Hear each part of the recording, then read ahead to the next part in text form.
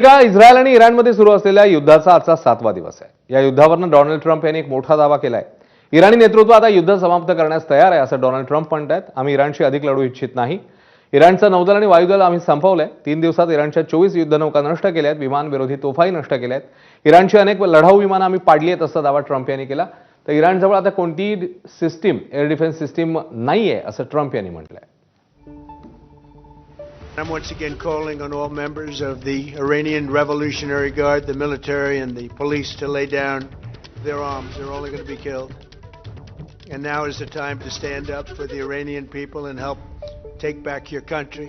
You're going to have a chance after all these years to take back your country. Accept immunity. We'll give you immunity.